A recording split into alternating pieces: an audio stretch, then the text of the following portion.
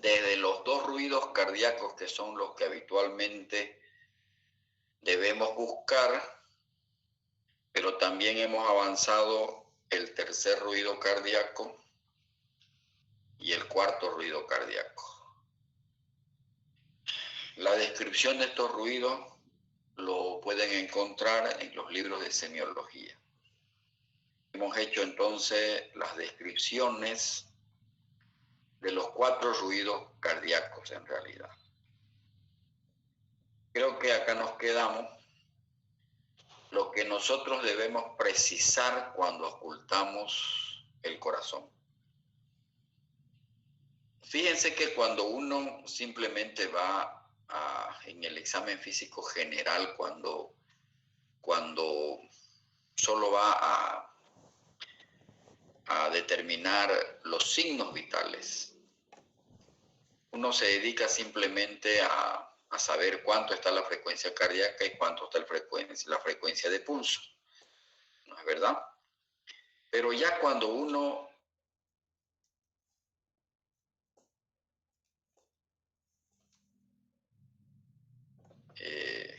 necesita, porque ha podido venir el enfermo con síntomas sugestivos, por ejemplo, disnea, palpitaciones. Entonces ya uno tiene que detenerse en la semiología cardiovascular y eso es lo que estamos haciendo. No se olviden que todo empieza por una anamnesis que tiene que estar bien hecha, bien completa, y luego el examen físico. Primero hemos hecho un examen físico general, ¿verdad? Y después, de acuerdo al motivo de la consulta, si yo sospecho que si el paciente viene por algún síntoma sugestivo de tener problema cardiovascular, entonces yo me enfoco a explorar el sistema cardiovascular. Y eso es lo que estamos haciendo. Para eso estoy utilizando los 4 métodos clásicos de exploración semiológica: la inspección, la palpación. Y en semiología cardiovascular hemos dejado a un lado la percusión porque nos brinda muy poca información, pero sí la ocultación nos brinda mucha información, sin desmerecer obviamente la inspección y la palpación. Entonces, cuando nosotros colocamos el fonendoscopio al pecho del enfermo, que lo podemos hacer en sentado y en decúbito supino, horizontal, tres reparos, 3 elementos yo debo precisar: la frecuencia cardíaca, el ritmo, la onomatopeya normal de los ruidos cardíacos y la intensidad de los ruidos cardíacos. Esto es fundamental. O sea, lo primero que yo debo precisar, porque no es lo primero. Bueno, obviamente en un corazón enfermo me interesa saber qué signo yo voy a encontrar, ¿verdad? Pero no hay que saltarse lo normal. Es decir, primero precisar bien estos 3 elementos que son fundamentales y que ya lo hemos descrito. ¿Qué patologías apagan los ruidos cardíacos? Es decir, ¿en qué casos yo no oculto, no logro ocultar, no logro escuchar los ruidos cardíacos?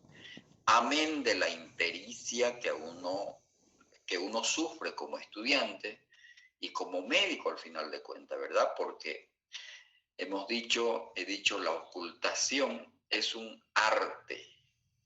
La semiología es un arte. Si usted no practica, si usted no hace historias clínicas, si usted no examina, si no toma presión arterial, si no toma frecuencia cardíaca, frecuencia de pulso, pues no va a aprender.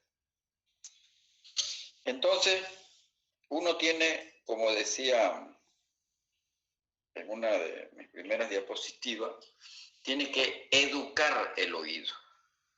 Entonces, ¿en qué patologías se apagan los ruidos cardíacos?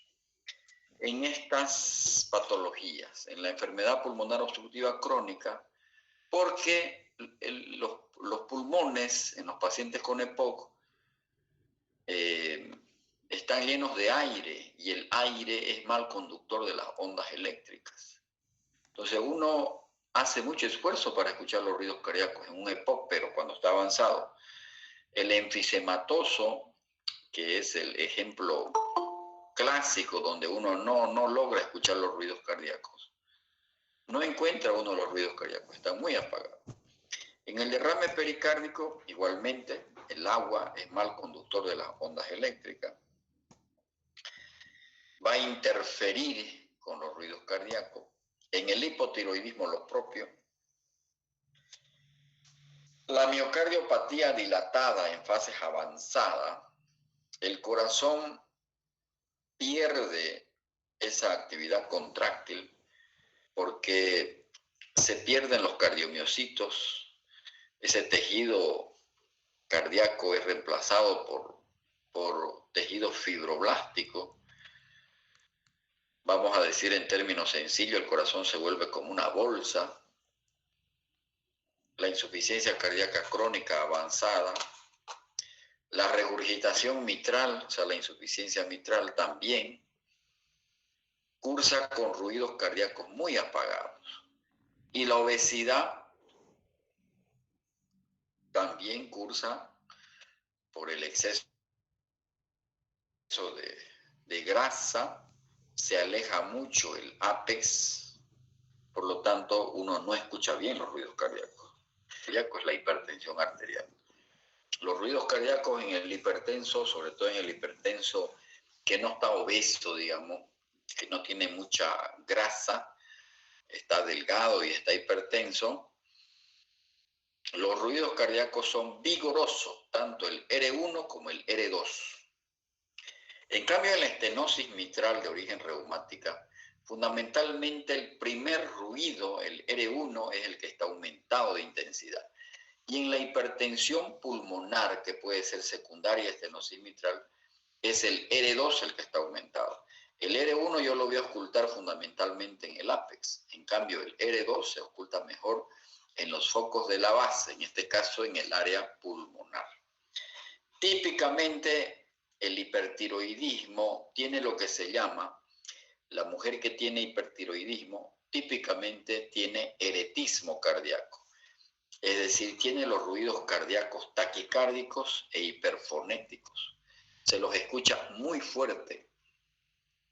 Y en los estados hiperkinéticos, por ejemplo, en el embarazo y en la anemia, en pacientes muy tensos, muy nerviosos, en pacientes que tienen un sistema nervioso simpático muy exacerbado, a eso se llaman los estados hiperkinéticos, también los ruidos cardíacos van a estar aumentados. Por lo tanto, fíjense que son estas dos situaciones que uno puede encontrar o bien ruidos cardíacos apagados o bien ruidos cardíacos vigorosos, aumentados de intensidad. Y entonces, una vez que hemos precisado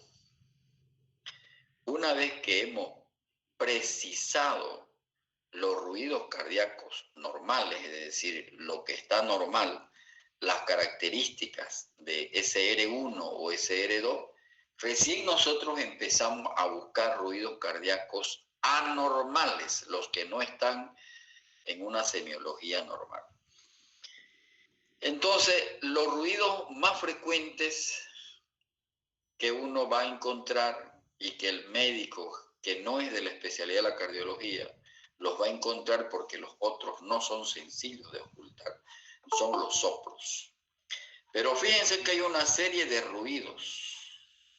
Los soplos, los chasquidos, el frote pericárdico, el ruido de una prótesis valvular, cuando lo operan a un paciente le cambian de una válvula. Hay dos tipos de válvula, válvula protésica o metálica y la válvula biológica. Entonces, la válvula metálica genera un ruido especial, que es el ruido de la prótesis valvular. El knock pericárdico lo vamos a describir cuando veamos el taponamiento cardíaco, los clic y el plops mixomatoso, que es un ruido que genera un tumor que es de naturaleza benigna y que se aloja en la aurícula izquierda. Esta patología que a Dios gracias no es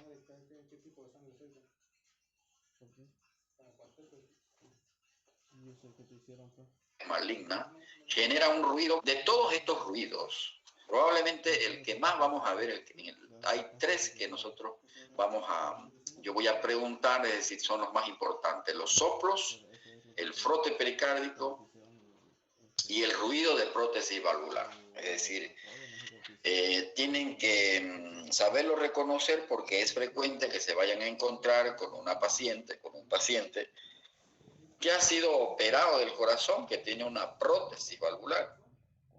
Entonces, cuando ustedes ponen el fonendoscopio al pecho del paciente, van a encontrar un ruido medio raro y se van a volver medio locos, van a decir, ¿qué es esto? No entiendo. No es el ruido normal, no es la onomatopeya normal. Entonces, por anamnesis, obviamente, el paciente me va a decir que ha sido operado el corazón, ¿no es verdad? Pero no siempre ocurre eso. Entonces, cuando yo lo examino, me voy a encontrar con un ruido especial de prótesis valvular. Y les cuento que no necesita uno a veces apegarse ni ponerse el fonendoscopio. Se escucha a una cierta distancia el ruido. Y cuando el paciente está con taquicardia, se oye más el ruido de la prótesis valvular. Muy interesante. Es un clic, es un ruido tipo clic. Es un ruido metálico. Entonces, estos son los ruidos cardíacos anormales. ¿Podemos seguir avanzando o hay alguna duda hasta aquí? Doctor, con respecto a las válvulas biológicas, ¿esas también tienen algún tipo de ruido característico de eso o es normal? No, las válvulas biológicas no generan ningún tipo de ruido. Las válvulas biológicas, para su conocimiento de ustedes, generalmente las válvulas biológicas son de origen porcino, porque la válvula del cerdo, igual que la insulina, para que ustedes sepan, hay muchas insulinas que se utilizan del cerdo, son las que más se parecen al ser humano y por eso se la utiliza. En cambio, las válvulas metálicas ya son sintéticas. Entonces, las biológicas no generan ruido, son solamente las válvulas mecánicas, que se las llama prótesis. ¿Alguna otra pregunta? Gracias. Fíjense ustedes que en semiología cardiovascular hay más signos que síntomas, porque en síntomas hemos descrito, creo que, a rajar 5 o 6 síntomas, pero existen un mundo de signos que son los que yo voy a ir a buscar. Cada signo puede significar alguna patología, no es que yo todito esto voy a encontrar en una sola patología, ¿no es verdad? Yo creo que a nadie se le está ocurriendo pensar en eso. El NOC pericárdico es de alguna enfermedad, el PLOC mixomatoso de alguna enfermedad, los CLI de alguna enfermedad, el frote pericárdico, los chasquidos, los soplos, y los otros signos que les he mostrado, entonces son de diferentes patologías. Por lo tanto, cuando el paciente viene con un síntoma, yo busco un signo. Signo más síntomas, entonces yo puedo empezar a proponer cuál es la enfermedad que tiene mi enfermo. Entonces, en semiología cardiovascular, jóvenes, hay más signos que síntomas. Y esos signos son los que yo tengo que ir a buscar. El paciente no me los va a decir. Por esta razón es que nosotros no podemos hacer diagnóstico muchas veces, porque no entendemos que en semiología el síntoma me lo relata el enfermo, pero lo más difícil es encontrar el signo, porque el signo yo como médico tengo que ir a buscarlo. El investigador, el de la FELCB, va y investiga, el policía investiga quién fue el ladrón, quién fue el asesino, ¿no ve? ¿Quién fue el homicida? ¿Quién fue el que se robó la moto? ¿Quién fue el que se entró a su casa? Entonces utiliza estrategias. Igualito en semiología, en la medicina, el médico utiliza herramientas diagnósticas, utiliza una semiotecnia, ¿no ve? Una maniobra. El médico explora a su paciente para saber, para encontrar un signo. ¿Está claro? Sí, Contesten pues o están durmiendo. sí, doctor. Sí, sí, doctor. Se entendió.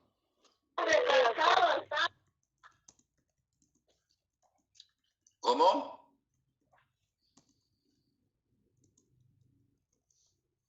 ¿Alguien murmuró por ahí? ¿Qué dice?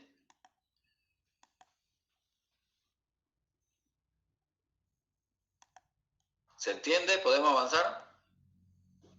Sí, doctor. Sí, doctor. Sí. ¿Qué es un soplo cardíaco? Entonces vamos a entrar al capítulo de los soplos. Es el dolor de cabeza de los estudiantes. Son vibraciones audibles generadas por condiciones inherentes a la velocidad y turbulencia de la corriente sanguínea dentro del corazón y los grandes vasos. Parece complicado este concepto, ¿no? Pero vamos a ir entendiéndolo. Siempre ha sido un interés cuando unos estudiantes jóvenes. Yo recuerdo cuando estaba estudiando medicina en Sucre y nuestro profesor decía, empezaba a describir un soplo en un paciente, miércoles, era tan complicado para mí entenderlo, la forma como lo describía. Y recuerdo a un profesor de segundo año de medicina, segundo año en la materia de fisiología, cuando nos llevaba a hacer práctica allá en Sucre, en el Hospital Santa Bárbara. Recuerdo que decía, bueno, ustedes se van a parar aquí en la puerta y van a escuchar un soplo. Y yo dije, lo primero que se me ocurrió decir, este está loco, este doctor. ¿Cómo vamos a escuchar tan lejos? Allá en la esquina hay un enfermo, en la esquina de este ambiente, de esta sala de habitación, de esta sala de hospitalización, hay un paciente que tiene una cardiopatía y hasta aquí se escucha el soplo. Tan loco, yo decía. ¿Se dan cuenta de lo que estoy diciendo? Y evidente era. Había un paciente que había nacido con una cardiopatía congénita y se escuchaba distinto. Entonces, siempre nos ha llamado la atención, bueno, no sé, o sea, a lo mejor ahora los estudiantes son diferentes a los antiguos, a los de antes, pero siempre a uno le llama la atención cuando escucha un soplo, digamos, ¿no? Y generalmente uno le tiene temor, le tiene miedo y dice, no, hay que mandarlo una vez al cardiólogo, a veces no lo quiere ni examinar, digamos, ¿no? Entonces, no hay que desesperarse, hay que poner en práctica lo que ustedes están haciendo ahora, porque uno empieza a llevar esto en semiología, en cuarto año van a llevar cardiología, y bueno, hay que ir familiarizándose con estos términos. ¿Por qué se producen los soplos? ¿Cuál es el mecanismo de producción de los soplos? Se producen por estos 4 mecanismos. Esto es importantísimo.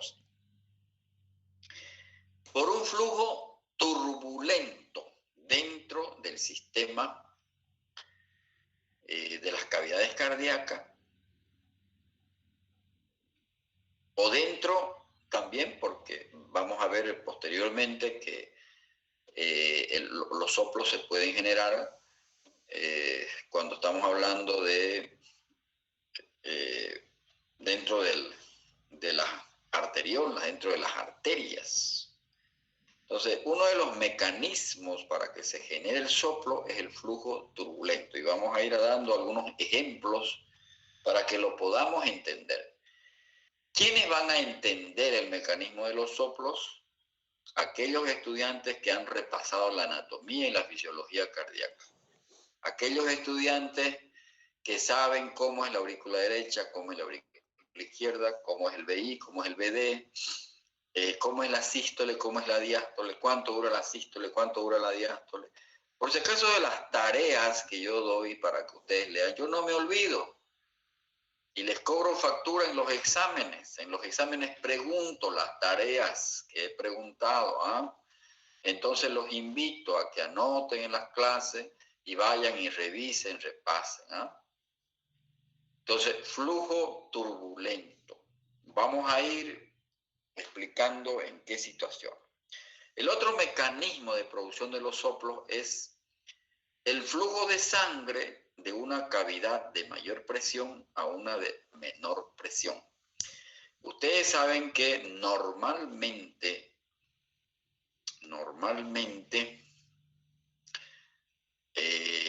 no hay comunicación entre las dos aurículas y entre los dos ventrículos, ¿verdad? Porque hay un septum que los divide, el septum interauricular y el septum interventricular. Resulta que cuando un paciente nace con un defecto del septum interauricular, lo que se llama vulgarmente la comunicación interauricular, la sangre, por ese defecto, durante la sístole de las aurículas, porque también las aurículas tienen sístole, no vayan a pensar que solo los ventrículos tienen sístole.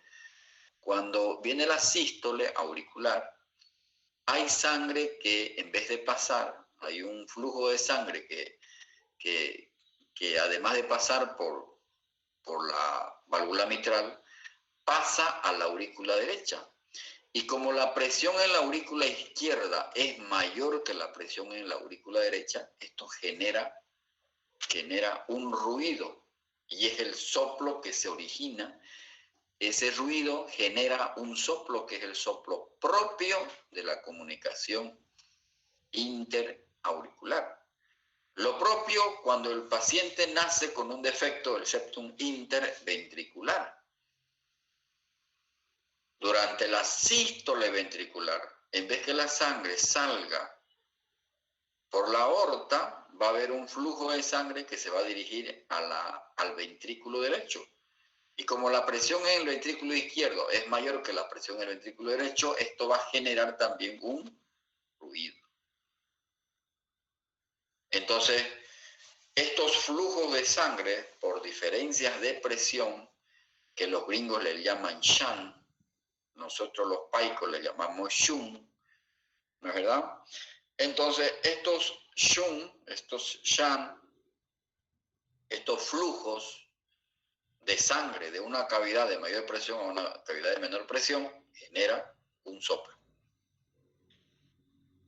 Pero también los hiperflujos generan soplos. Por ejemplo, en la comunicación interauricular, al pasar sangre de la aurícula izquierda a la aurícula derecha, siendo que toda esa sangre debería pasar solo al ventrículo izquierdo por la válvula mitral, la aurícula derecha está recibiendo dos flujos de sangre, uno normal que viene de la cava superior y de la cava inferior y del seno coronario, está recibiendo un flujo agregado, otro flujo de sangre, una corriente de sangre que viene de la aurícula izquierda. Entonces la aurícula derecha en cada ciclo cardíaco se va a dilatar y va a aumentar su presión. ¿Y esa sangre dónde va? De la aurícula derecha. Tiene que pasar al ventrículo derecho.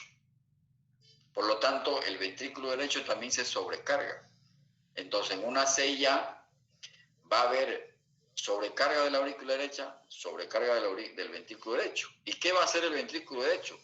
Va a sacar un flujo de sangre mayor por la arteria pulmonar. Y esto va a generar lo que se llama un hiperflujo pulmonar, es decir, un mayor volumen de sangre. Por la arteria pulmonar va a salir un mayor volumen de sangre. Y esto es lo que genera el soplo característico sistólico en el foco pulmonar de la comunicación interauricular. Y finalmente, el otro mecanismo por el cual se generan los soplos son las estrecheces valvulares, las estenosis valvulares. La estenosis de la válvula aórtica y la estenosis de la válvula pulmonar, es decir, de las válvulas sigmoideas, generan unos ruidos específicos durante la sístole. La sístole, que generalmente son soplos mesosistólicos. Ya vamos a ver cómo se clasifican los soplos. Entonces, la sangre, cuando viene la sístole del ventrículo izquierdo, al encontrarse con una válvula estenosada, esa sangre va a intentar pasar, el corazón tiene que contraerse con mayor fuerza para vencer esa estrechez. Entonces, va a generar un ruido por la estrechez valvular. Va a haber una rémora circulatoria para poder vencer la resistencia por el área valvular reducida de la estrechez valvular. Eso va a generar un soplo, va a generar un ruido. Por lo tanto, estos son los 4 mecanismos de producción de los soplos que ustedes tienen que tenerlo bien en cuenta para poderse explicar la fisiopatología de los soplos.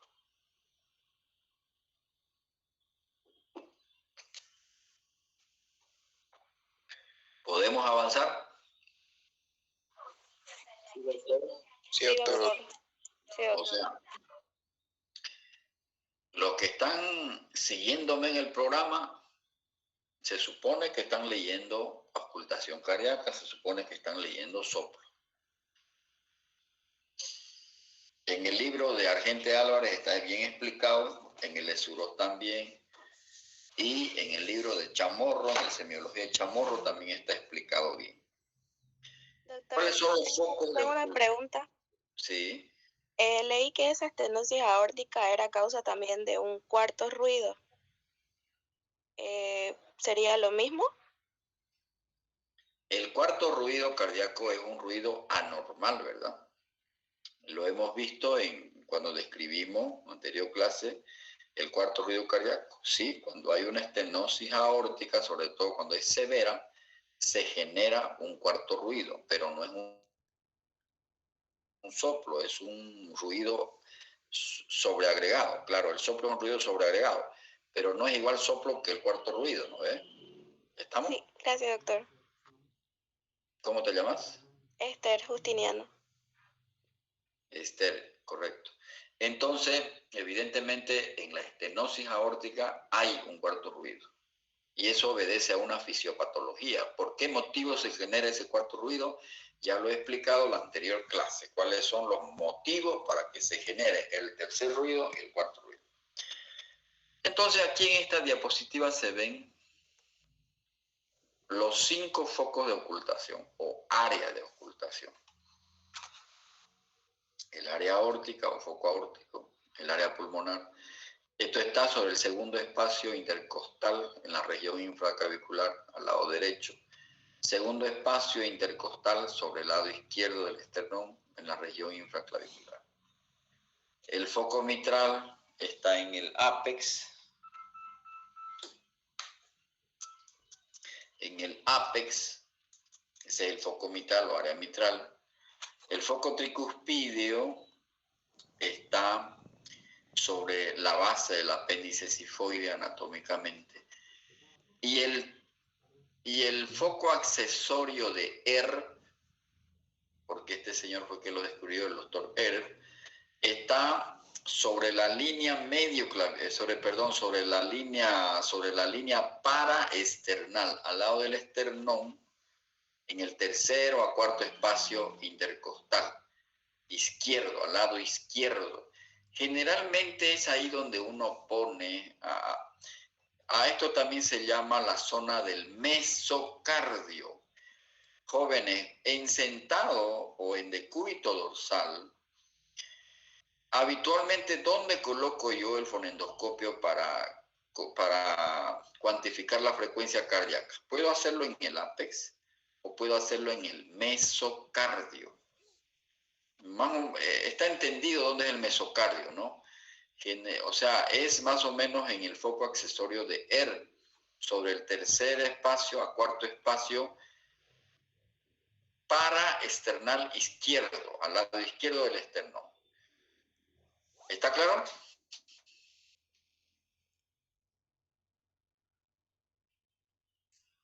Son los 5 focos de ocultación.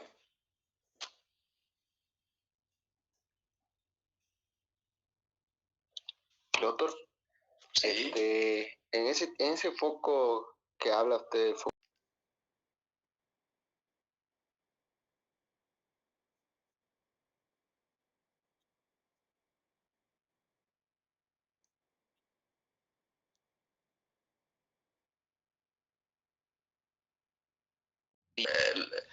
No necesitan jóvenes avanzar demasiado en semiología. Vayan despacio, ¿ya? O sea, hay un mundo de soplos especiales, por ejemplo, es el flin, correcto, pero no te compliques la vida todavía, de a poco anda. Es lo peor cuando uno como estudiante empieza a leer, empieza a avanzar el libro y después cuando a uno le preguntan lo básico, se pierde. Tampoco le estoy privando de que lean, que ya se lo trae en el libro, digamos. No es ese el sentido. Entonces, sí, de a poco ya.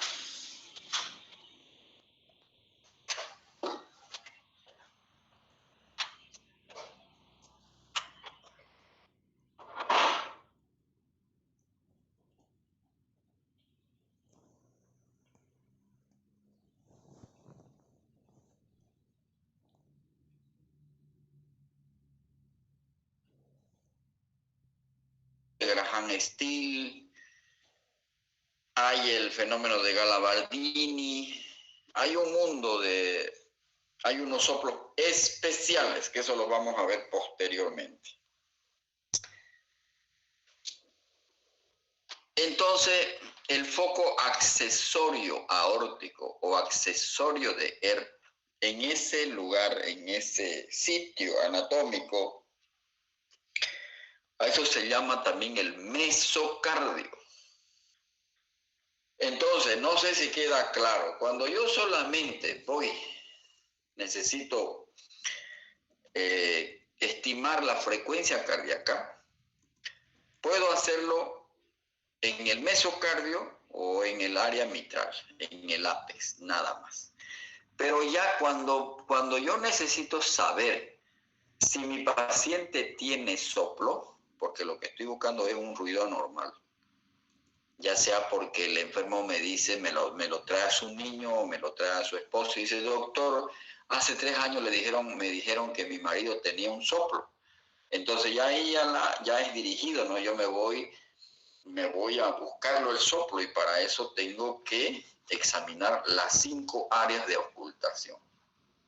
¿Podemos avanzar?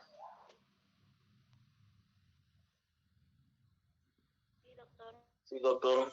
Doctor. Okay. Así que no se me desespere. Tenemos que avanzar lento, pero bien seguro, ¿ah? La ocultación del ápex o del foco mitral.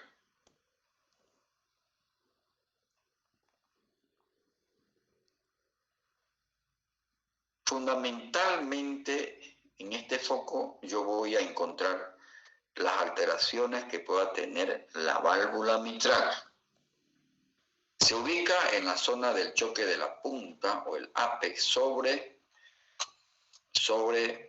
la tetilla, pero el tórax de este paciente es normal, pero en un paciente que es obeso o en una mujer que tiene mamas muy grandes, yo tengo que levantar la mama y colocar el fonendoscopio en el surco submamario, por debajo.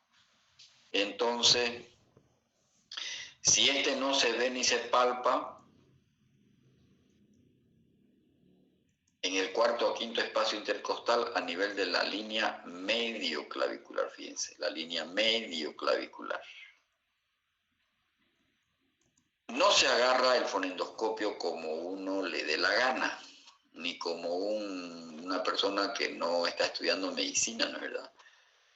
Uno tiene que tener una forma de agarrar el fonendoscopio, que cuando vengan a hacer la práctica del electrocardiograma, más o menos les voy a enseñar cómo debe agarrarse el fonendoscopio. Este fonendoscopio tiene campana y membrana, ¿no es verdad? Entonces, ese es el foco mitral. Y cuando yo sospecho que mi paciente tiene una valvulopatía mitral, lo coloco al paciente en decúbito dorsal izquierdo. Lo hago inclinar hacia el lado izquierdo de mi paciente. ¿Qué se llama esa posición?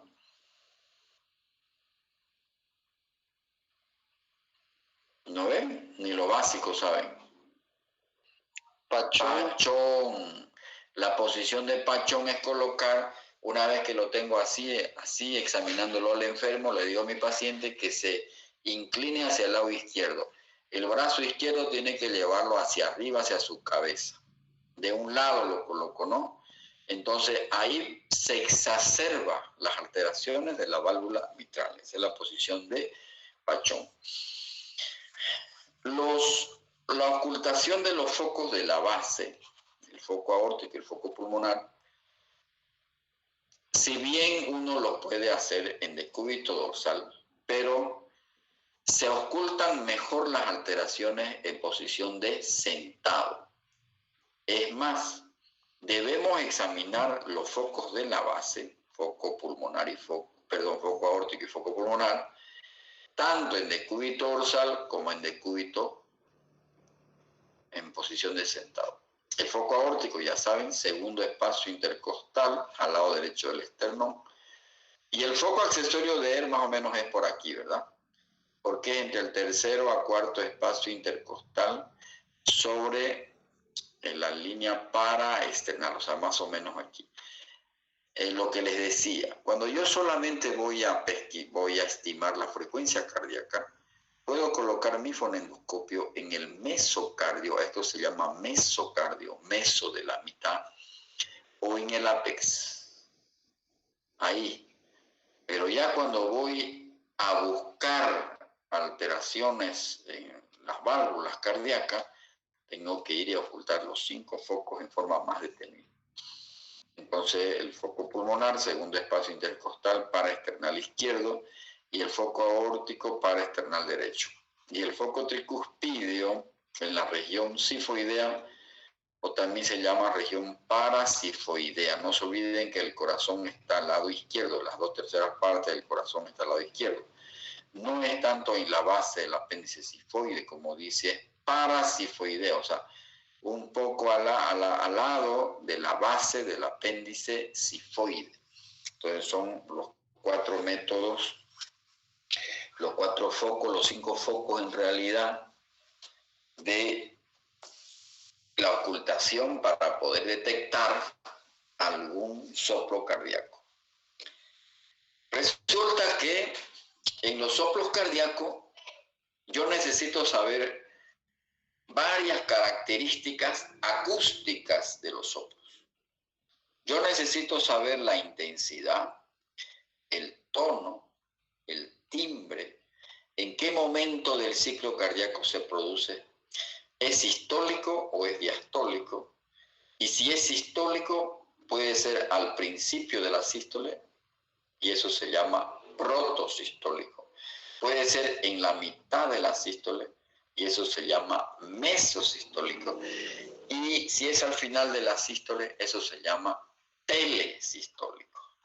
Sin embargo, estas características de los soplos, proto, meso y telesistólico, yo no les voy a exigir que ustedes teóricamente deben saberlo, pero ocultatoriamente en la práctica sería una locura que el docente les exija, ¿verdad? Porque no están estudiando para ser cardiólogos. Pero sí, el estudiante debe saber si es un soplo sistólico y si es un soplo diastólico. Es decir, ¿De qué herramientas semiológicas se vale uno como médico para distinguir un soplo sistólico de un soplo diastólico? Y para poder distinguir, usted tiene que remontarse a la fisiología cardíaca, a la anatomía y la fisiología cardíaca. La relación de los soplos con los ruidos cardíacos es muy importante, por eso en una de las primeras diapositivas de la ocultación, les decía que la ocultación tiene que ser integrada, ¿no es verdad? Agarro mi fonendoscopio con la mano izquierda, pongo al pecho del enfermo, con la mano derecha palpo el pulso y mis ojos están observando las yugulares. El sitio donde más se ausculta, donde más intenso es el soplo, es muy importante. A eso se llama el epicentro del soplo. ¿En qué foco es donde más se percibe con mayor claridad el soplo? A dónde se propaga y a dónde se irradia el soplo es muy importante también. Esto nos ayuda demasiado en etiquetar qué tipo de afección valvular tiene el enfermo. Tenemos que entender que el soplo es un ruido que expresa una alteración fundamentalmente valvular. Por lo tanto, como yo tengo 4 válvulas, tendrían que haber 4 ruidos, 4 tipos de ruido. ¿No ven? Pero no es así. La válvula puede estar estenótica o puede estar insuficiente. Por lo tanto, yo puedo encontrar 8 tipos de alteraciones valvulares. En la válvula mitral puedo tener estenosis e insuficiencia. En la válvula tricúpide puedo tener estenosis o insuficiencia. En la aórtica puedo tener estenosis e insuficiencia y la pulmonar lo propio. Por lo tanto, yo al final tengo 8 tipos de alteraciones valvulares. Y cada una de estas alteraciones valvulares tiene una propagación y una irradiación propia. Tiene una relación con el ciclo cardíaco. Tiene un tono, tiene un timbre y tiene una intensidad. Por esa razón, los soplos cardíacos hay que caracterizarlos. ¿Es sistólico, es diastólico? ¿Dónde se propaga? ¿Dónde está el epicentro? Y finalmente, hay soplos que se modifican con la posición del enfermo o se modifican con los fenómenos de la respiración. Entonces se va complicando la cosa, ¿no? El soplo, porque no es solamente auscultar el soplo. Cuando estés pasando visita, haciendo tu internado en el hospital y encontres a un enfermo que tiene soplo, el docente te va a decir, ¿dónde está localizado el soplo? ¿En qué foco? ¿Es sistólico o es diastólico? ¿Qué timbre tiene el soplo? ¿Qué tono tiene el timbre? ¿Es intenso o no es intenso? Sí, doctor, se escucha fuerte. No hay que se escucha fuerte ni que se escucha leve. Tiene una clasificación propia esa intensidad. Porque un señor de apellido Levine, que se lee Levin, que se pronuncia Levin, fue el que estratificó las características del soplo de acuerdo a su intensidad. Entonces es un score que utilizamos en semiología cardiovascular para definir la intensidad de los soplos. Por lo tanto, el médico cuando está describiendo un soplo en el paciente, lo describe en el examen físico. Y para que no me olvide, ayer sus 3 compañeras que vinieron a la clase de electrocardiografía, y que dicho sea de paso, mañana como van a haber otros 3, tienen que traerme sus historias clínicas para que yo las revise, ¿verdad? Se supone que como ya estamos avanzando los ruidos cardíacos, en el apartado del examen físico en tórax, cuando dice corazón, ya ustedes tienen que empezar a rellenar cómo han encontrado los ruidos cardíacos en su paciente que han decidido ustedes elaborar su historia clínica. Tienen que ir llenando. No tienen que llenar otra cosa porque no hemos avanzado. Vamos a ir llenando de acuerdo al avance de la materia, de manera que cuando yo termine toda la historia clínica, todo el examen físico, ustedes ya me la entregan la historia clínica, pero se supone ya corregida, porque ayer las 3 de sus compañeras que vinieron, las 3 han tenido dificultades todavía, no han hecho bien, no han llenado bien esa historia clínica. ¿Podemos avanzar? Sí, doctor. Sí, doctor. ¿Alguna pregunta de todo esto? Fíjense que en semiología cardiovascular no vamos a describir en toda su dimensión todas las cardiopatías valvulares, pero sí vamos a precisar algunas características semiológicas que son fundamentales y que están dentro de la semiología. Ya en cuarto año de medicina, cuando lleven el módulo de cardiología, los que tengan la dicha y la suerte de aprobar semiología, entonces ahí ya nos explayamos en definir una estenosis mitral, una insuficiencia mitral.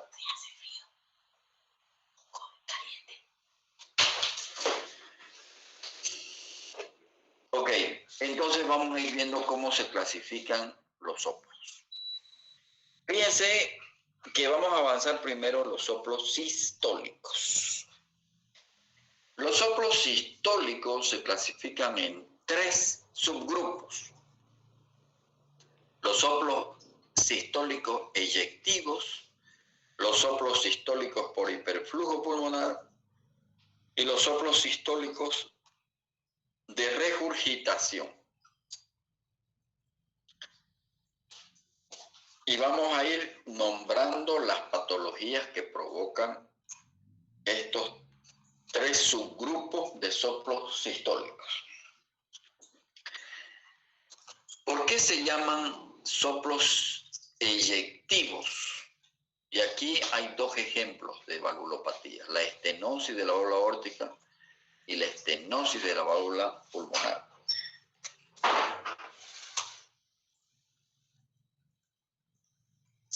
Estos soplos sistólicos eyectivos tienen unas características especiales.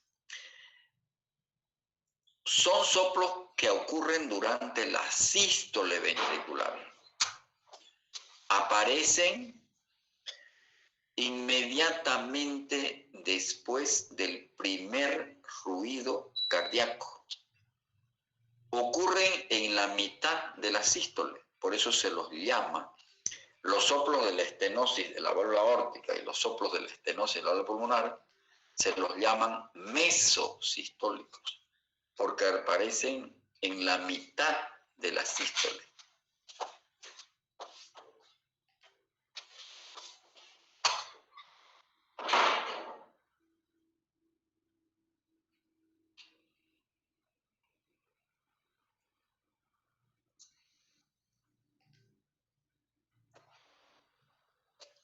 Y estos soplos terminan antes del segundo ruido cardíaco.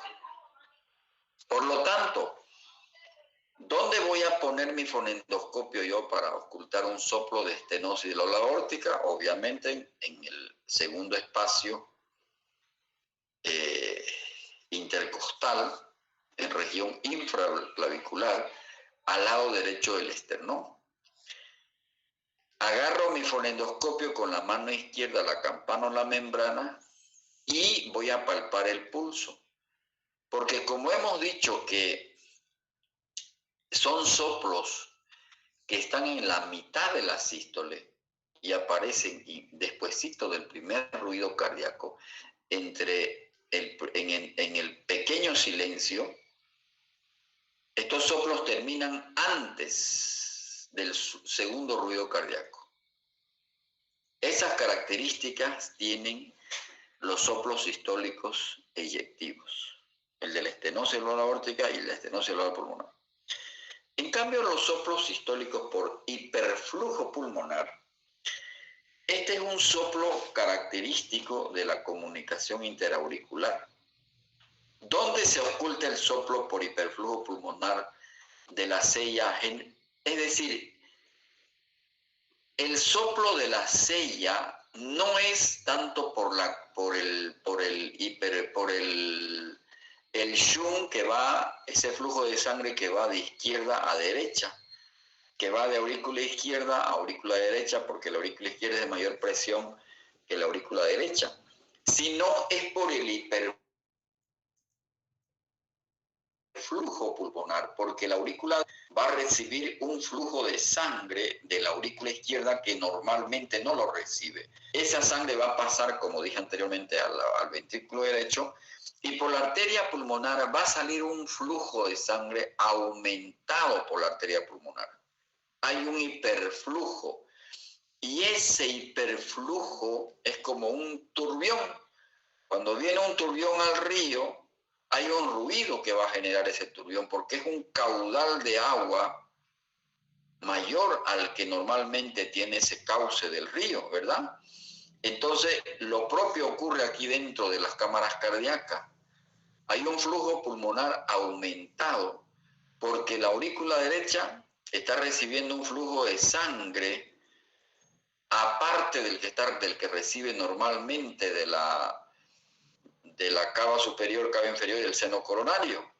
Entonces, por esa razón se escucha un ruido por hiperflujo, por un aumento del caudal de sangre. Ese es el soplo por hiperflujo pulmonar. ¿Y dónde se lo oculta? En el foco pulmonar. En cambio, los soplos de regurgitación tienen que acostumbrarse a la terminología inglesa, jóvenes. ¿Qué es la M y qué es la R? Regurgitación mitral. Exacto, pero es al revés, ¿no verdad? Al revés. Los gringos siempre todo es al revés, ¿no verdad? Al revés. Entonces los gringos van a decir mitral regurgitation. Primero dicen la válvula y luego dicen el fenómeno. La insuficiencia tricuspidia y la CIB producen soplos sistólicos de regurgitación. ¿Qué características tienen estos soplos de regurgitación? Que son pansistólicos, es decir, ocupan toda la sístole.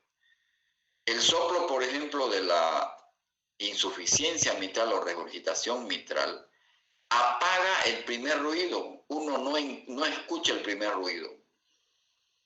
Lo opaca el primer ruido, la insuficiencia mitral.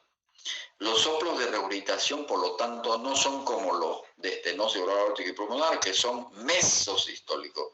Estos son pansistólicos, ocupan toda la sístole.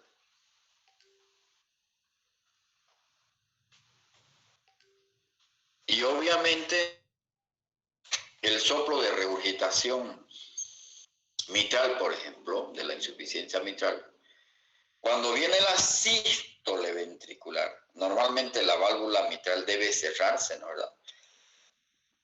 Pero como está enferma, está incompetente, está insuficiente, hay un flujo de sangre que va a ir de una cavidad de mayor presión, que es el BI, a una cavidad de menor presión, que es la AI. En vez de que toda la sangre salga por la arteria aorta, hay un flujo de sangre, ahí se llama eso un jet de regurgitación, que está yendo hacia la aurícula izquierda.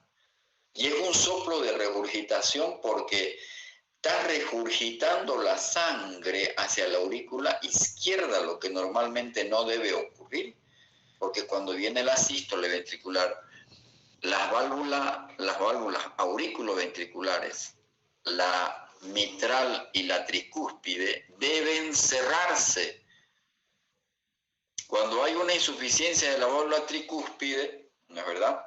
Cuando hay una insuficiencia de la válvula tricúspide, durante la sístole, la sangre, toda la sangre debiera salir por la arteria pulmonar, pero como la válvula tricúspide está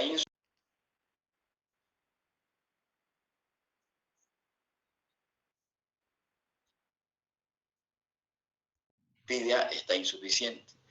Y en la comunicación interventricular, cuando viene la sístole ventricular, toda la sangre debiera salir Toda la sangre debiera salir por la arteria aorta hacia todo el sistema del cuerpo humano.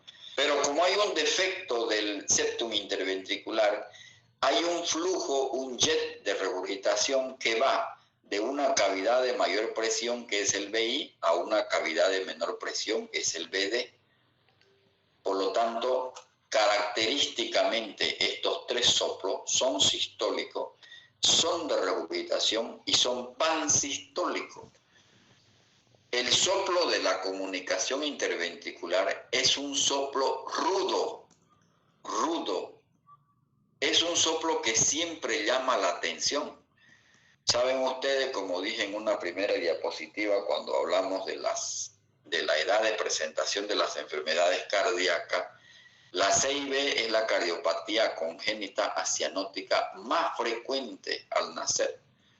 Y cuando uno va y pone el fonendoscopio a un niño, llama la atención porque este soplo uno lo encuentra en el mesocardio. Y es un soplo que se irradia como los aros de la bicicleta. A todos lados se irradia el soplo. Es un soplo pansistólico. ¿Alguna pregunta hasta aquí?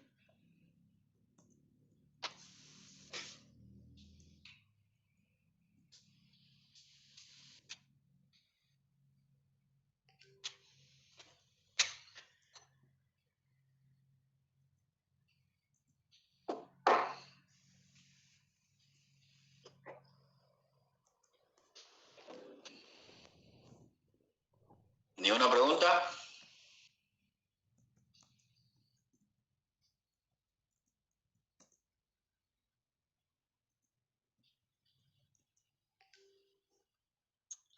Bueno, ni una pregunta, avancemos. Fíjense que este es el diagrama de un soplo mesosistólico. Aquí está el primer ruido cardíaco y aquí está el segundo ruido cardíaco. Hemos dicho que los soplos mesosistólicos empiezan después del primer ruido cardíaco y ocupan la mitad de la sístole. Por eso es que tienen esta forma romboidal.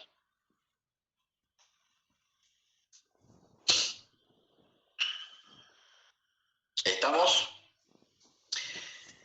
Estos soplos sistólicos eyectivos también se ven en los pacientes que tienen anemia, en los pacientes que tienen fiebre, pueden tener soplos sistólicos eyectivos, y en el embarazo, por hiperflujo.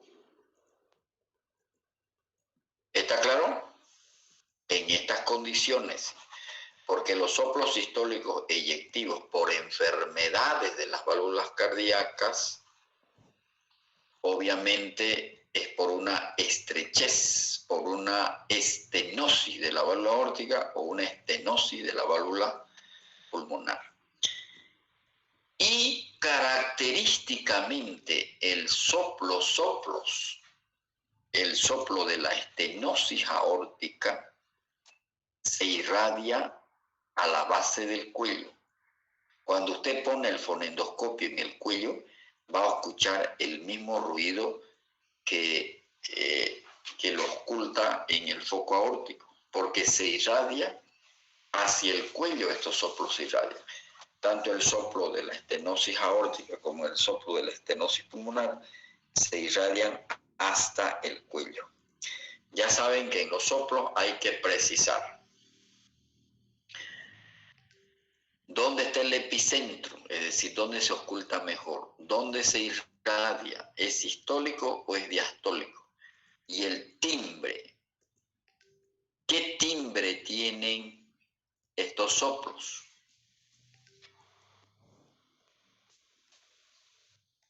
¿Estamos?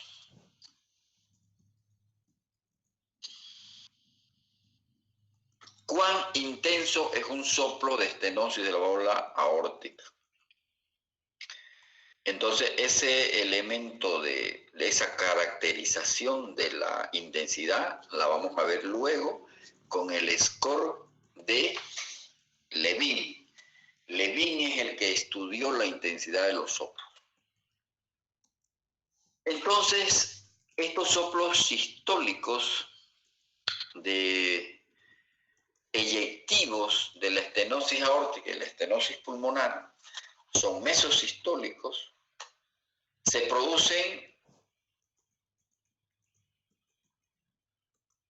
entre el primer ruido y el segundo ruido. Tienen la forma romboidal. En un estudio que se llama la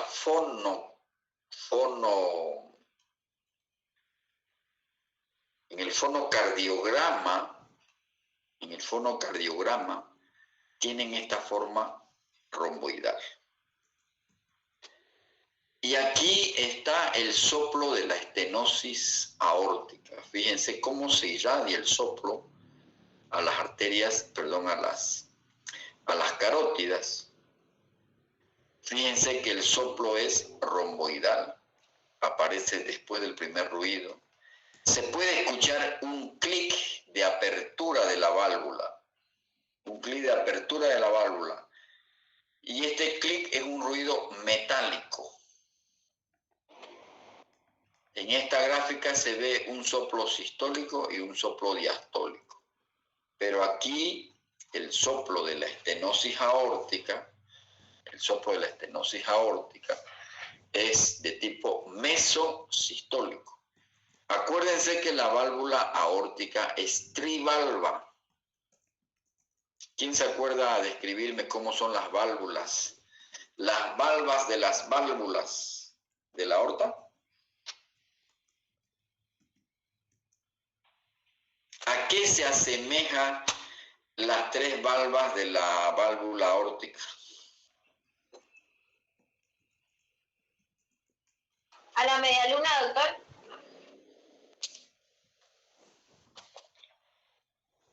¿Tu nombre cuál es? Gladys Vaca. Yo no veo aquí media luna.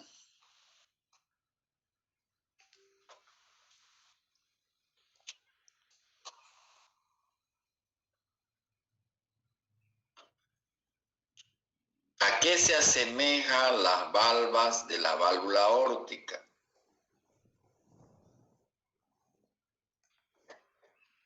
Anatomía, Doctor, anatomía.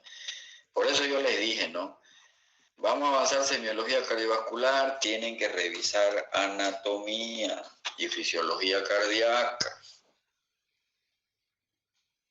Tienen que ir a desempolvar el libro de fisiología y de anatomía. ¿Alguien sabe a qué se asemejan las valvas de las valvas, la válvula aórtica? ¿Qué imagen impresiona? Los alumnos que respondan yo voy a tomar en cuenta y le va a ayudar para, si se aplazan con 50.99, voy a decir, ah, caramba, este estudiante repasado, me respondí en clase, ya, va a probar, ¿no ves?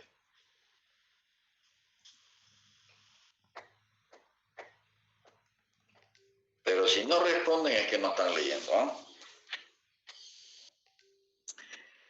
Jóvenes, la válvula aórtica tiene tres valvas, ¿no, verdad?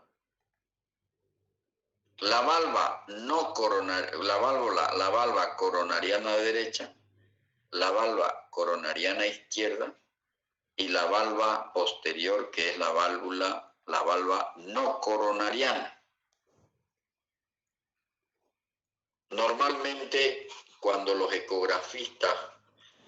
cardiólogo ecografista hace una ecografía cardíaca y mira la válvula, en los libros dicen la válvula aórtica se parece a un nido de palomas. Pero si ustedes nunca han visto un nido de paloma, entonces da lo mismo, ¿no es verdad? Entonces los que tienen palomas en su casa van a ir a ver y van a ver cómo es el nido de paloma. En esta gráfica se ven muy interesante los dos músculos papilares. Aquí están los músculos papilares del ventrículo izquierdo. Este es el septum interventricular. ¿No ve? Aquí está la aorta. Y aquí están los tres vasos que nacen del callado aórtico. El ventrículo derecho con sus dos músculos papilares Y estas flechas que están aquí están señalizando las cuerdas tendinosas. Acuérdense que los músculos papilares, de la punta de los músculos papilares, nacen las cuerdas tendinosas. Y estas cuerdas tendinosas son las que determinan el cierre de las válvulas. Son como las pistas de las sombrillas, ¿entendido? Eso vamos a ver cuando veamos valvulopatías en sí, qué es lo que ocurre. Imagínense que se rompan estas cuerdas tendinosas, es un desastre que ocurre dentro del corazón cuando se rompen las cuerdas tendinosas o se necrosan los músculos papilares, un desastre es. Entonces, estoy tocando este tema para que más o menos asocien el soplo con algunas características anatomofisiológicas. Entonces, el soplo de la estenosis mitral, fíjense que, el soplo de la estenosis mitral se puede irradiar al ápex. A esto se llama el fenómeno de Galavardini. Van a leer en semiología el fenómeno de Galavardini. El soplo de la estenosis aórtica tiene un timbre metálico. Cuando la válvula está muy calcificada, la estenosis de la válvula aórtica es una patología del anciano. A medida que nos envejecemos, la válvula que más sufre los embates del envejecimiento es la válvula aórtica. Y el timbre que genera el soplo cuando está muy calcificada la válvula es un timbre, es un ruido. ¿Se acuerdan que una de las características de los soplos es el timbre? ¿Cómo es el tono? ¿Cómo es el ruido? Produce un ruido que se llama enarrullo de paloma. ¿Saben cómo es el arrullo de paloma? ¿Cómo es el ruido que generan las palomas? Creo que hacen así. Ya, medio rara esa paloma, pero bueno. Entonces, escuchen el canto de las palomas, el trinar de las aves. La paloma genera un ruido, un trinar muy, muy bonito, es decir, agradable al oído. Escúchenla qué ruido hacen las palomas de mañanita. Así se asemeja el soplo de la estenosis mitral, aórtica, perdón. Y por eso los semiólogos decían que el soplo de la estenosis mitral, de la estenosis aórtica, se asemeja soplo en arrullo de paloma. Es un soplo musical, sobre todo cuando la válvula está muy calcificada, muy cerrada, muy calcificada, llena de calcio y de fibrosis. Esta es una patología del anciano. Cuando ustedes vayan a examinar a un abuelito de 70, arriba de 80 años, muchos de estos enfermos tienen soplo de estenosis aórtica. ¿A dónde se irradia? A las carótidas. ¿A dónde se irradia? Al ápex. A esto se llama el fenómeno de Galavardini, porque don Galavardini lo describió y dijo que este soplo se irradiaba al ápex, y uno pensaba que era un soplo de problema mitral, de la válvula mitral, pero es de soplo aórtico. El soplo de la estenosis mitral también es un soplo sistólico de eyección. La principal causa de estenosis pulmonar es congénita. Es una cardiopatía congénita frecuente, más frecuente en el varón. ¿Dónde se oculta? Igual en el foco pulmonar, por debajo de la clavícula, segundo espacio intercostal hacia el lado izquierdo, perdón, ¿no es verdad? Y se irradia a la región pectoral izquierda, al hombro. Es un soplo igual mesosistólico, comienza luego del primer ruido, tiene esta forma romboidal, ¿no es? Mesosistólico, y termina antes del segundo ruido. O sea, va creciendo hasta llegar a un punto máximo el soplo y luego decrece. Por eso se llama increscendo, decrescendo. O sea, va creciendo hasta un punto máximo y luego desciende. En el pequeño silencio ocurre el soplo, ¿verdad? Entonces yo tengo que palpar el pulso de mi enfermo para poder ubicar el soplo, porque está al medio de la sístole, por eso se llama mesosistólico. La estenosis de la válvula pulmonar genera este tipo de soplo. Ya hemos dicho, es una cardiopatía congénita, que sí o sí necesita intervenirse. Es congénita, en cambio la estenosis de la válvula pulmonar, la estenosis de la válvula pulmonar es adquirida y esta es congénita. Eso es un poco lo que lo diferencia. Los soplos de regurgitación que hemos dicho, estamos describiendo un poco los soplos, ¿no es verdad? Están producidos por regurgitación de sangre desde una cámara de alta presión a otra de baja. Aquí hemos dicho cuáles soplos son, el de la CIA y el de la CIB. Se caracterizan por ser de alta frecuencia. ¿Qué quiere decir alta frecuencia? Que uno los escucha muy bien. Comienzan con el primer ruido y tener la misma intensidad a lo largo de todas las sístolas. O sea, son pansistólicos. Tienen un tono musical. Característicamente no aumentan en el latido que sigue a una pausa larga. El soplo de la insuficiencia mitral, fíjense que es muy diferente al soplo aórtico porque es holosistólico. Holo es lo mismo que pansistólico. En el fonocardiograma, si yo les digo cómo se dibuja un soplo de insuficiencia mitral, así tienen que dibujármelo. Esto quiere decir que ocupa toda la sístole.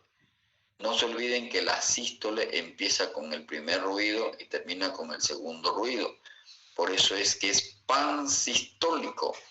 Y típicamente el soplo de la insuficiencia mitral se irradia a la axila y característicamente también apaga el primer ruido cardíaco. Se llaman también estos soplos pansistólicos en banda. Son soplos sistólicos en banda y son intensos, 4, 5 sobre 6. Ahorita vamos a ver la clasificación de Levin. Son soplos muy intensos. Este es un soplo, el de la CIB es un soplo rudo.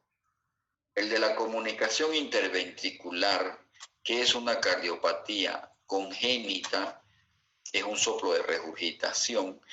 El soplo de la comunicación interventricular es un soplo rudo, intenso, en banda, y casi siempre el soplo de la comunicación interventricular se acompaña de frémitos. O sea, yo pongo mi mano al pecho del niño y voy a sentir el frémito. Y son intensos, 6 sobre 6, así se gradúan los soplos. Desde 1 sobre 6 hasta 6 sobre 6. 6 sobre 6 quiere decir que es un soplo muy intenso. Estos soplos uno los puede escuchar inclusive sin poner el fonendoscopio al pecho del enfermo. Es el soplo de la comunicación interventricular. Y el soplo de la insuficiencia tricuspidea es un soplo también que ocupa todas las sístoles. Se llama pansistólico u holosistólico, ocupa todas las sístoles. De intensidad moderada, y lo característico es que este soplo aumenta de intensidad en el momento de la inspiración. El punto máximo de ocultación, tercer y cuarto espacio intercostal,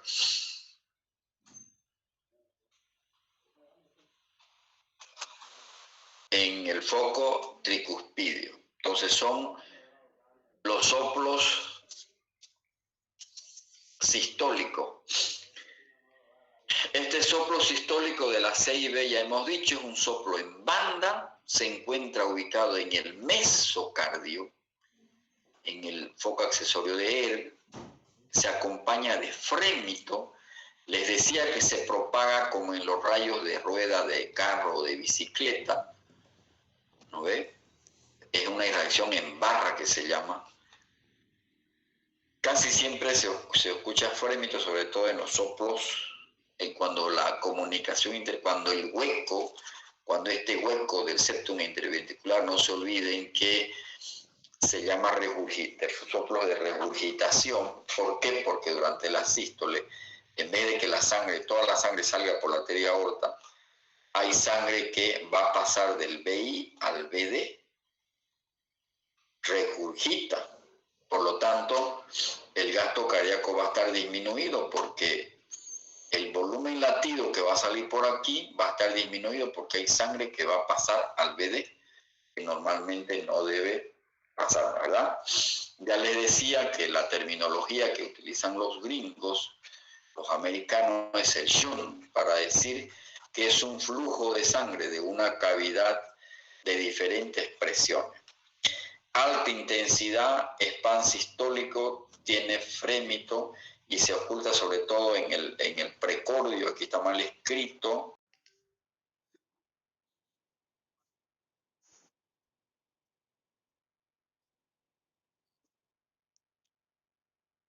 Estas patologías que producen estos soplos. ¿Estamos? Sí, doctor.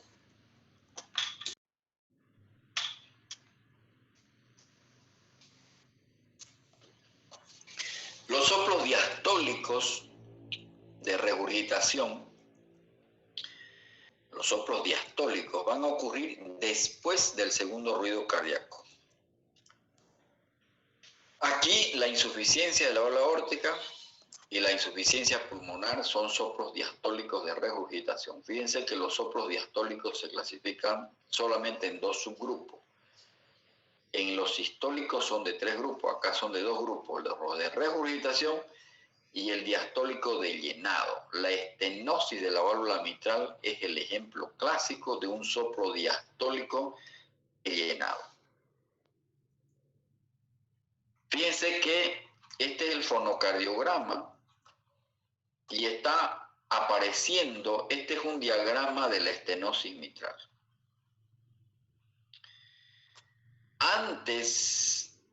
Antes de que aparezca el soplo de la estenosis mitral, hay un ruido característico que se llama el chasquido de apertura mitral.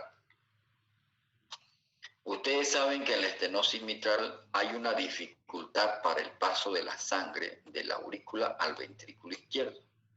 Mientras más estrechada está la válvula mitral, esa contracción de la aurícula para que pase la sangre, eso genera mayor soplo. Es decir, a mayor estrechez de la válvula, genera más dificultad en el pasaje de la sangre de la aurícula izquierda al ventrículo izquierdo. Estas son las características de la estenosis mitral. Hay un chasquido de apertura, hay un soplo diastólico y el primer ruido es hiperfonético. Se escucha muy fuerte el primer ruido cardíaco en la estenosis mitral. Soplo diastólico, primer ruido hiperfonético y hay un chasquido de apertura. El soplo de la estenosis mitral tiene un timbre, tiene un tono característico. Se llama rolido diastólico. Así se llama el soplo de la estenosis mitral y se oculta mejor con la campana del fonendoscopio y mejor en la posición de Pachón. Fíjense que estas son características semiológicas que yo voy a preguntar en los exámenes. Yo no voy en semiología no les voy a pedir que ustedes me sepan definir todo lo que es una estenosis mitral, porque eso lo van a llevar en cardiología en cuarto año. Pero sí algunos conceptos fundamentales de la semiología de los soplos. Entonces, este es un esquema de la estenosis mitral. Un esquema de la estenosis mitral. Es un soplo que se oculta mejor, obviamente, en el foco mitral. ¿No ve? Mejor en el foco mitral, en la posición de Pachón. El soplo es de tipo diastólico. Hay un chasquido de apertura antes del soplo y el primer ruido cardíaco está hiperfonético. Cuando se calcifica mucho la válvula, deja de ser hiperfonético. Muy interesante es la estenosis de la válvula mitral. ¿Por qué es importante recordar bien la estenosis mitral? Porque dentro de las enfermedades que causan la fiebre reumática, la estenosis mitral es la forma más frecuente de afección por la estenosis, por la fiebre reumática. El primer ruido intenso, ¿no ven? Antes del soplo hay un chasquido de apertura que es un sonido metálico y este es el soplo diastólico después del segundo ruido cardíaco. El soplo de la insuficiencia aórtica tiene un timbre que se llama aspirativo. El soplo de la insuficiencia aórtica es de tipo aspirativo. La causa más frecuente de insuficiencia aórtica es por fiebre reumática. En segundo lugar, de la estenosis mitral. Fíjense que es un soplo decrescendo, va descendiendo. Después del segundo ruido, o sea que el soplo aparece después del segundo ruido cardíaco. Es de tipo aspirativo. Se irradia al borde izquierdo del esternón. La insuficiencia de la válvula aórtica es una de las valvulopatías que más semiología da, que más signos semiológicos da. Es increíble la cantidad de signos que los semiólogos describían. Hay un mundo de signos de la insuficiencia aórtica. No se olviden que la insuficiencia aórtica es el reflujo de sangre de la aorta al ventrículo izquierdo durante la diástole, como resultado de una válvula aórtica incompetente. Cuando viene la sístole ventricular, la sangre sale normalmente por la arteria aorta. Normalmente tiende a refluir la sangre, pero inmediatamente la válvula aórtica se cierra. Pero ¿qué sucede? Cuando la válvula aórtica está incompetente, viene la sístole, se contrae el ventrículo izquierdo, la sangre sale por la arteria aorta, y como refluye la sangre y como la encuentra la válvula incompetente, refluye sangre al ventrículo izquierdo.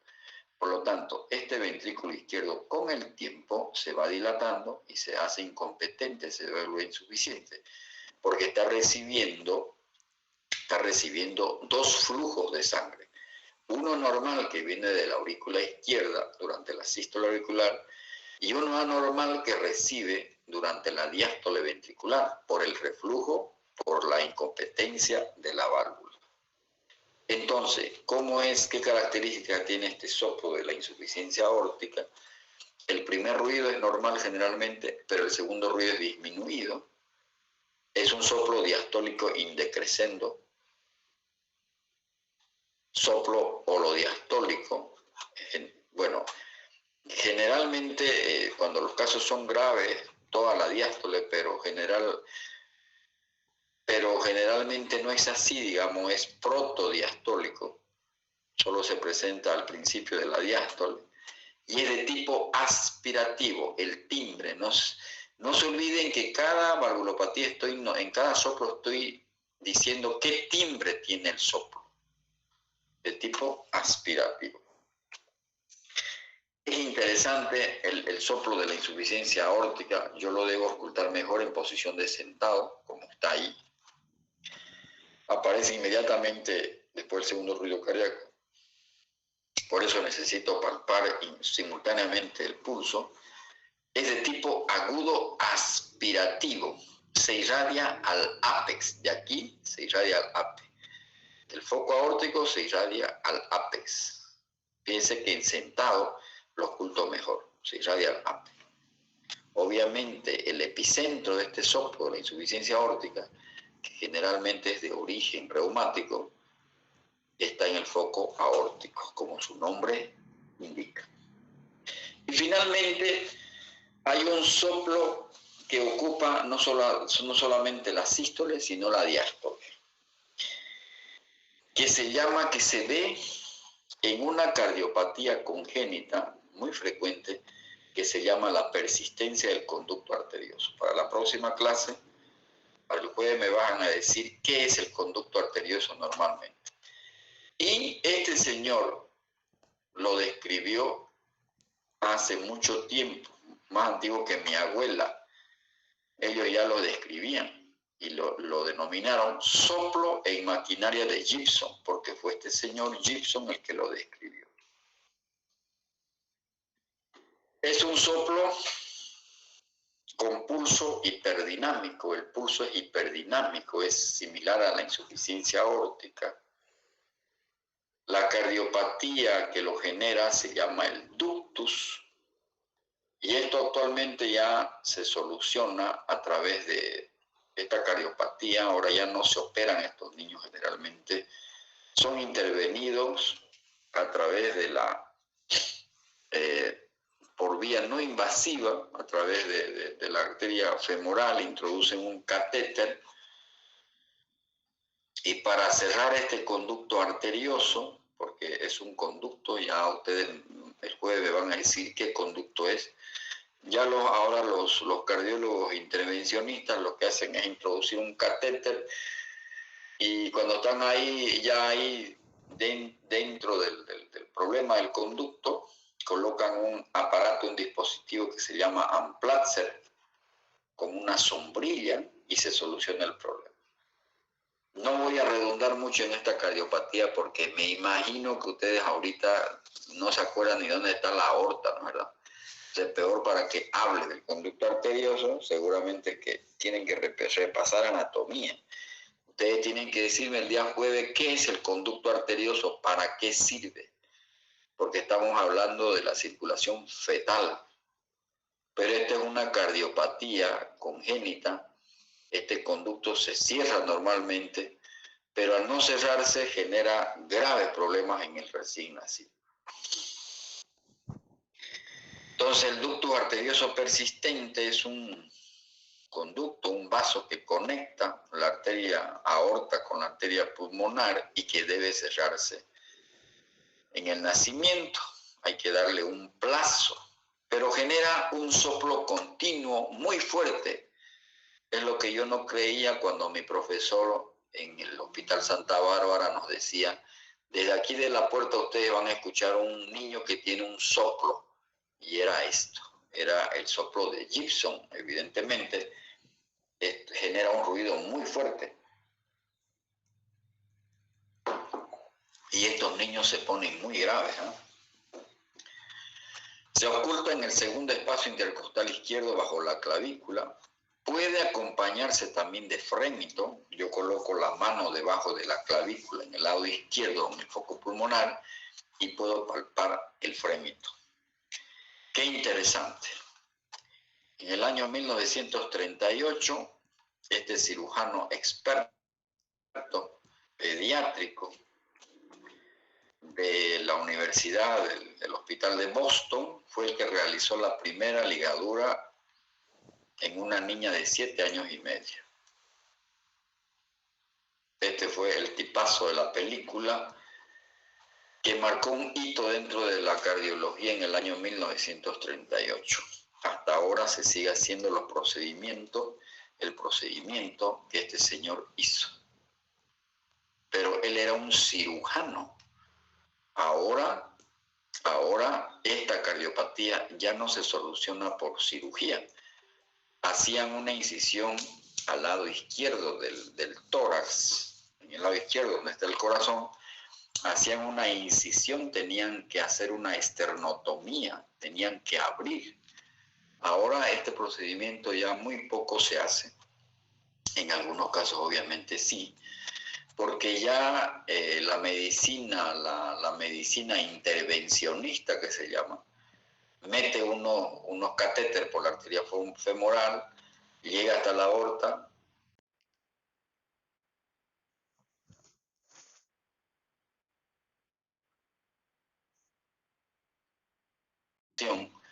entre la arteria aorta y la arteria pulmonar. Entonces, los ductus ahora se solucionan a través de unos dispositivos. El que se empezó a utilizar era el Amplatzer y ahora hay otros dispositivos inclusive más modernos. Entonces, el doctor Levin clasificó los soplos, hablando ya del último, de la última caracterización semiológica de los soplos. A esto se llama la intensidad del soplo. Caracterizó los soplos el doctor Levin en 6 grados. 1/6 es un soplo apenas audible. 2/6 es un soplo ligero, se distingue fácil. El soplo 3/6 se acompaña de frémito ya, percepción táctil del soplo. El ejemplo clásico que provoca frémito es el soplo de la comunicación interventricular. El 4/6 también sigue siendo táctil, porque yo lo puedo palpar ya el soplo, ¿verdad? 5/6 es un soplo muy intenso y 6/6 es un soplo que ya se puede escuchar sin estetoscopio. Entonces, esta es la clasificación de la intensidad de los soplos, utilizando el score de Levin.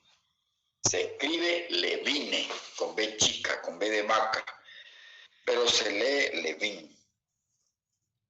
¿Estamos? Sí, doctor. Seguramente se han emborrachado con los soplos. Es cuestión de ir y revisar. Tienen que seguir leyendo. ¿Ya? Le van a tirar su leída a cada una de las valvulopatías de las que he hablado: estenosis mitral, estenosis aórtica, estenosis pulmonar, insuficiencia aórtica, comunicación interauricular, porque son las patologías, las cardiopatías más frecuentes, y el ductus arterioso persistente, que produce el soplo en maquinaria de Gibson. ¿Estamos? Entonces, retomando, cuando uno escucha un soplo, tiene que caracterizarlo el soplo, tiene que desmenuzar ese soplo. ¿Es sistólico? ¿Es diastólico? ¿Dónde se irradia? ¿Dónde está el epicentro? ¿Cuál es la intensidad? ¿Y cuál es el timbre? Esas caracterizaciones son las que yo tengo que hacer en semiología del soplo. Por eso se llama semiología del soplo. Entonces, los invito a que lean. No hay necesidad de irse a la red de internet, están en los libros de semiología todo lo que estamos avanzando. Y finalmente, la tonalidad de los soplos. Los soplos de alta frecuencia se escuchan con el diafragma. Ejemplo: insuficiencia aórtica y pulmonar, la estenosis aórtica y la estenosis pulmonar. Y los soplos de baja frecuencia, que también se los llama graves, se escuchan mejor, con la campana. Típicamente la estenosis de la válvula mitral se escucha mejor con la campana. Pero eso no quiere decir que no utilice el diafragma. Lo cierto es que, dependiendo de las vibraciones, los que son muy educados en sus oídos, los médicos que son muy educados en sus oídos. Yo soy un vendeambaiba en relación a otro médico que está todos los días ocultando una valvulopatía porque tienen más casos, pues recomiendan esto, ¿no es verdad? Que el diafragma es más útil, se escucha mejor los soplos de la insuficiencia aórtica, la estenosis aórtica, y los soplos de baja frecuencia se escuchan mejor con la campana. Entonces, el timbre, el tono, el sonido musical que genera el soplo me orienta a qué tipo de valvulopatía. Suave o aspirativo es el soplo de la insuficiencia aórtica. Soplo soplante es el soplo de la insuficiencia mitral. El soplo rasposo o áspero es el soplo rasposo o áspero también puede corresponder al aspirativo de la insuficiencia aórtica. El soplo en maquinaria es el soplo del ductus arterioso persistente. El soplo a chorro de vapor también se lo cataloga en maquinaria al de la persistencia del conducto arterioso, y característicamente el soplo musical es el que genera la estenosis de la válvula aórtica. Entonces eso es el timbre. Y aquí falta uno, que es el soplo de la estenosis mitral, que se llama rolido diastólico. Rolido diastólico. Las posturas, es decir, los cambios de posición, pueden alterar los soplos cardíacos. Por ejemplo, cuando se elevan los miembros inferiores, aumentan los soplos de estenosis aórtica y estenosis pulmonar, y no cambian los soplos de rehabilitación. El decúbito lateral izquierdo, la posición de Pachón, refuerza la estenosis de la aorta mitral y facilita la ocultación de la insuficiencia mitral. Cuando se lo pone en cuclillas a un niño, a un paciente con soplo, refuerza el soplo de la insuficiencia aórtica, la insuficiencia mitral y la estenosis pulmonar. ¿Se dan cuenta cómo es tan interesante, cómo cambiando de posición yo puedo mejorar la ocultación de los soplos? Cuando yo los pongo a los enfermos en sentado, me permite mejorar la ocultación, las alteraciones de los soplos de la base, el aórtico y el pulmonar. Y finalmente, esta es la posición de Pachón que decíamos, sobre todo para los problemas de la aorta mitral. Y esta es la posición de Azulay.